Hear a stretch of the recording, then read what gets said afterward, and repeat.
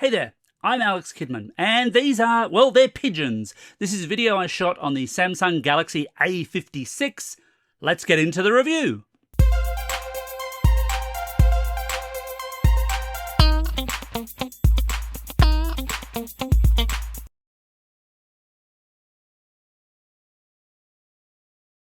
The Galaxy A56 is built around a 6.7-inch 1080 by 2340 Super AMOLED display with support for 120Hz refresh rates. And like most Samsung phones, what you're actually talking about here is the choice of either fixed 60Hz or an adaptive setting which may peak up to 120Hz with certain kinds of content. You can't fix it at 120Hz, but you can fix it at just 60Hz if you'd like to maintain a little bit more battery life.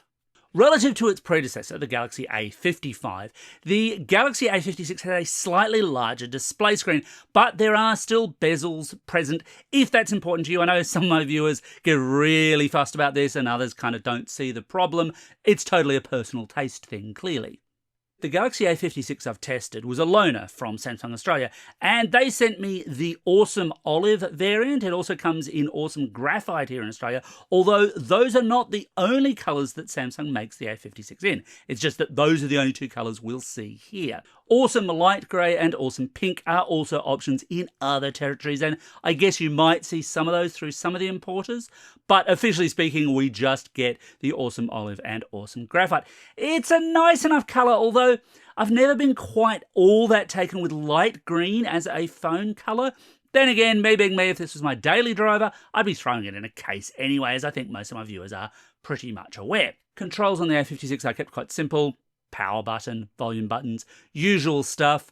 Unlocking is biometric with an in-display fingerprint reader. I've had no real problems with that during my testing period. It's pretty rare that I do these days, to be honest with you. The Galaxy A56 supports dual Nano SIM plus eSIM, so lots of network flexibility there, but no storage flexibility. Like the Galaxy A36 that I've already reviewed, this doesn't have storage expansion, but weirdly the much cheaper Galaxy A26 does. It's not a design decision of Samsung's that I particularly love because I do think that storage expansion is quite an important thing, but Samsung says that lots of people aren't using it. I don't know if you've got an opinion on that. If so, let me know in the comments below. In durability terms, the A56 has a metallic frame, feels quite nice, and Gorilla Glass Victus wrapped around it for durability, plus IP67 water resistance. And no, I haven't tested it to the point of destruction. This one's got to go back to Samsung. But also, again, I've got a whole video on why so many of YouTube's destruction tests or durability tests are nonsense. So go watch that one at your leisure.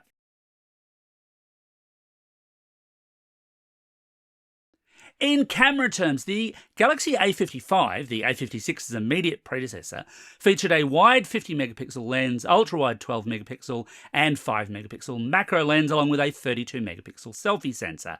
And that itself wasn't a particular upgrade from the camera features found in the even earlier Galaxy A54. The A56 is a newer phone, so it's going to have better cameras, right? Not really. The A56 features a wide 50-megapixel sensor, ultra-wide 12-megapixel sensor, and 5-megapixel macro lens, which means it's exactly the same recipe as in the A55 and A54. You do get a 12-megapixel selfie sensor at the front, and, well, that's a change. It's not exactly an uptick in terms of megapixel count, but again, that's not the whole story when it comes to smartphone photography. It is worth keeping that in mind. And the broad story here is that this is a phone that generally shoots well enough for a mid-range phone. Samsung's contention that it's better for low-light photography, I'm not entirely buying it, although I didn't have the A55 to hand to do a direct side-by-side comparison in that sense. Not that upgrading year on year makes that much sense either. There's no telephoto lens on the A56, although you do get up to 10 times digital cropping. It doesn't work all that well, though. You do get noticeable artifact. Look, this is the story for pretty much everyone's extreme end of digital crop. You can crop in a little bit without too much difficulty, but honestly, I'd probably just take the shots and post-process crop them rather than doing so in the camera if I were you. The Galaxy A56 also gets some AI photo tricks, so it's the only one of the A-series range, for example, to get Best Face, which allows you to swap faces around within group shots.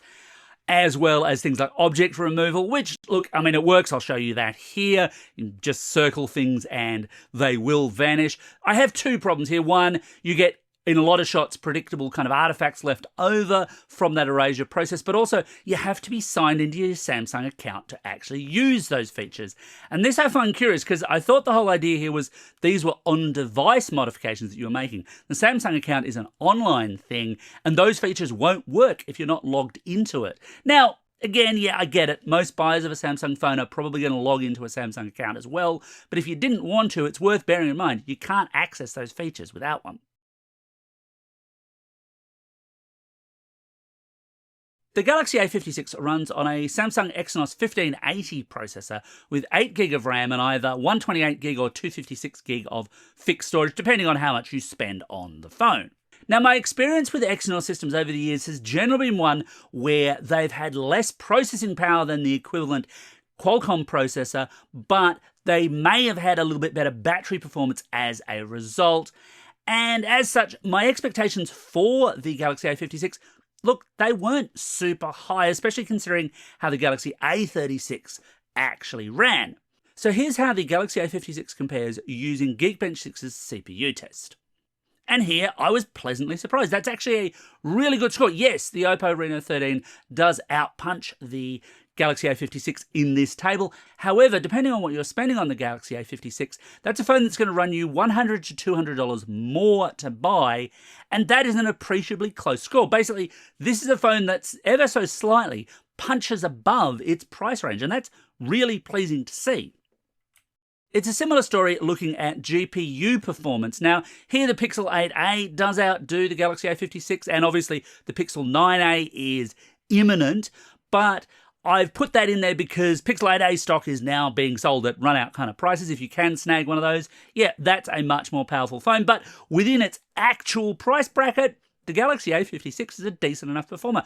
And of course, those are just synthetic benchmarks, but the Galaxy A56 in day-to-day performance runs quite well. Most applications are going to run decently on it. No, you're not necessarily going to get the absolute highest level performance you might get out of an Android phone right now, but you're not paying those high level prices either. This is a pleasing phone in performance terms. Samsung's One UI is present on the Galaxy A56 on top of Android 15 with the promise of 6 years of OS and security upgrades, and that's really nice to see. The A55 only did 4 years. 6 years really does put this in a class of its own for its particular price bracket. Yes, you can get 7 years on, for example, the Pixel 9a, but that is a much more expensive phone than this is, even in the higher storage variant.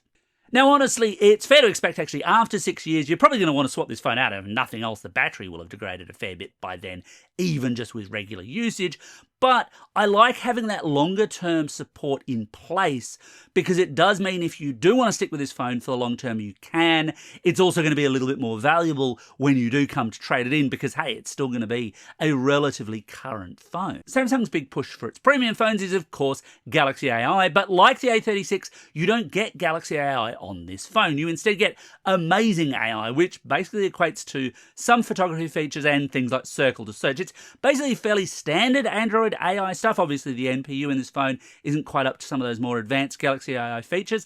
I've got to say, personally, I don't miss them. And of course, the other sting in the tail with Galaxy AI is that at the end of 2025, Samsung has said it may charge for those features. It's obviously never going to do that for the A56 because it doesn't have them. On the battery front, of late, I've seen quite a few phones buck the trend of 5,000 mAh batteries by offering more. The Galaxy A56 is not one of them. It's got a 5,000 mAh battery. But of course, battery size is one thing and actual battery endurance is another. And to give that some comparative weighting, I ran the A56 through my standard YouTube battery test. Here's how it compared. At one level, it's impressive that the Galaxy A56 manages the same first-hour performance as its predecessor, given it's running on a more powerful platform. It's also interesting to see it outpace the cheaper Galaxy A36, that's a less well-performing phone, in the second and third hour. All of this points to the potential for good battery endurance. And obviously, that will vary depending on precisely how you use it, but at least during my review period, I've had no real complaints about it being an all-day phone. The model sent to me by Samsung Australia was literally just this phone. Literally no packaging, no cables, no nothing. But my understanding is it does not come with a charger. Now, it does support up to 45-watt charging if you've got a compatible charger and cable, but there's no wireless charging on board, which is a little bit disappointing at this price point because it's just starting to punch towards that point where I might expect to see actual wireless charging, but it's not present here.